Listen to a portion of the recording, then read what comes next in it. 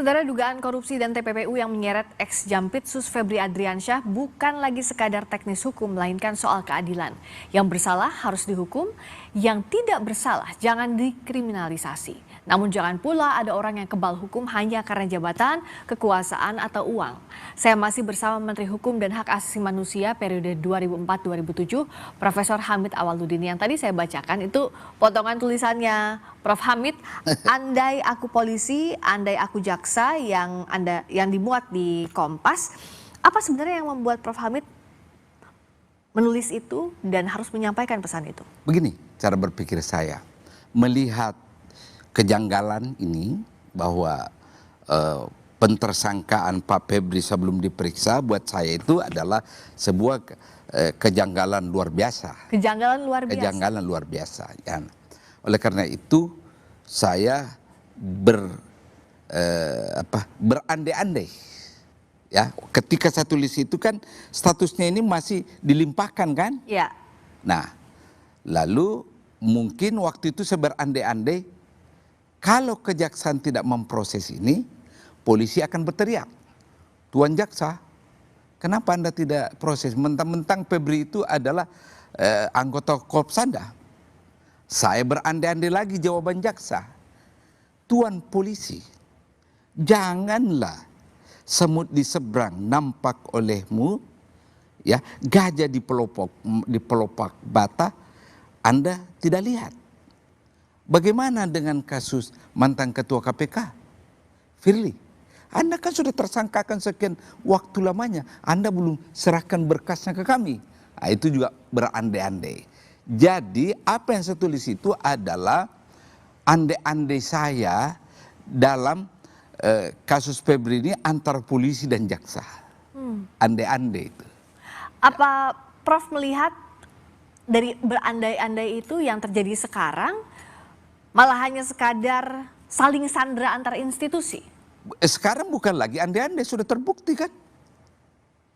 Satu mengatakan tersangka, ya.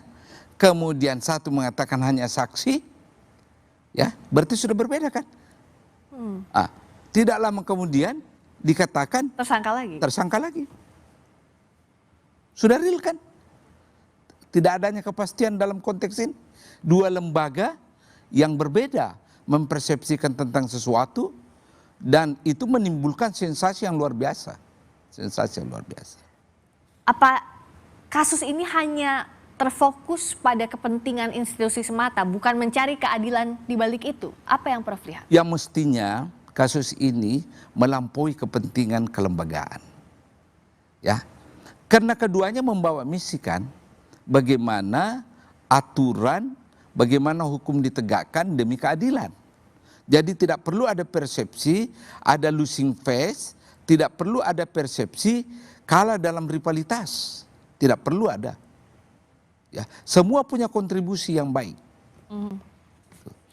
Dan kalau Prof juga menulis bahwa hari ini bukan lagi soal teknis hukum, tapi keadilan. Itu Ya. apa Prof maksudnya? Ya, maksudnya dengan tiadanya kepastian antara teknis melimpahkan, kemudian teknis penyerahan, ya, itu tidak menimbulkan kepastian. Salah satu elemen penting dalam prinsip keadilan itu adalah certainty, kepastian. Sementara yang terjadi uncertainty. Uncertainty. Jadi keadilannya disisihkan, ya, kemudian prosesnya yang membuat keadilan itu tidak ada, itu diterabas semua. Tidak ada. Apa yang ada? Kuhap jelas rambunya. Jelas rambunya. Kalau Anda melihat rambu-rambu ditabrak, pengusutannya jadi tidak adil, jadi tidak fair. Ya pasti. Coba, jelas-jelas kuhapnya, pelimpahan itu, ya, harus disertai 2 alat bukti plus yang tersangkanya harus diperiksa. Ini kan tidak. Itu rambu dasar itu dalam kuhap. Sangat prinsipil itu. Dan itu kan diterabas. Bagaimana mungkin, ya, ada rasa keadilan kalau rambu-rambu yang menjadi pondasi menuju keadilan itu kita tabrak. Nggak mungkin. Keadilan untuk siapa yang dimaksud? Ya. Keadilan Untuk siapa? publik. Untuk publik. Bukan untuk siapa. Untuk Semestinya rakyat untuk Indonesia. Karena yang menikmati kepastian itu, yang bahagia kalau ada kepastian, kan rakyat. Dan negara harus serve the interest of the people. Harus melayani kepentingan publik. Salah satu kepentingan publik itu terwujudnya keadilan itu. Ya kan? Adil nggak bagi Anda? Kalau ada seorang, katakanlah seperti Pak Febri, jabatan tertingginya adalah Jampitsus, ya, laporan keuangannya hanya sekian, tapi di propertinya ditemukan masif, uang yang begitu masif, volumenya ya, ya, kira-kira buat Anda. Semestinya harus dipertanggungjawabkan dan dibuktikan kepada publik, itu yang harus dilakukan. Meskipun nanti mungkin dia bisa buktikan bahwa bukan milik saya. Tapi ada pertanggungjawaban semestinya yang Exactly. disampaikan sebagai pejabat negara. Sebagai pejabat negara. Karena itu kan di properti dia. Ya, kalau Anda punya properti, apapun alasannya, Anda kan tahu. Kan begini ya, kasus ini. Kalau Anda lihat, ada uang di propertinya Pak Febri. Besar kan? Ada emas batangan. 74 kilogram. 74 kilogram. Lebih berat dari Monas, emas yang melapisi Monas. Oke ya, sampai di sini dulu ya. Febri mengatakan ada yang punya. Dan itu bisa dipertanggungjawabkan karena dia pengusaha. Sekarang mari kita lihat. Ya. Bidang usaha apa kira-kira dan produk apa yang dijual sehingga dibayar dengan mata uang asing? Kira-kira apa? Pasti ekspor toh. Ekspor ini. Ataukah jasa kayak katakanlah lawyer. Mungkin dibayar dengan mata uang asing. Tapi sebesar apa kasus yang ditangani sehingga menghasilkan uang begitu banyak dalam jumlah dalam currency asing. Sekarang, dia ekspor. Gampang sekali carinya, ekspor apa? Mangga golek kek? Ya kan? Ekspor kata-kata mungkin, kita nggak tahu. Ya, dalam konteks ini ya, penggerebekan yang menemukan itu, ya, saya kasih jasa pada polisi. Saya juga ini orang berusaha objektif. Saya kasih jasa, acung jempol kepada polisi bisa menemukan itu. Dan lebih acung jempol lagi nanti kalau dia bisa buktikan bahwa itu miliknya memang Febri. Kalau logisnya menurut Prof. Hamid, uang sebanyak itu, emas sebanyak itu punyanya siapa? Punyanya Febri atau bukan? Ya. Punyanya siapa logisnya? Agak susah orang mengatakan, ya, itu punya orang lain bukan Febri. Karena di properti dia kan. Ya. Tentu Anda mengatakan, enggak, orang yang punya itu Pak menyewa rumah ke Febri. Mana perjanjian sewa penyewanya? Ya tak? Enggak Pak, kebetulan teman beliau, jadi dia pinjam rumahnya. Ya kan? Apakah boleh begitu? Ya, bisa saja. Pertanyaan saya, sebagai pemilik rumah yang meminjamkan ke saya, apakah tidak Anda curiga kalau tiba-tiba dinding itu saya bobol dan saya taruh brankas begitu besar?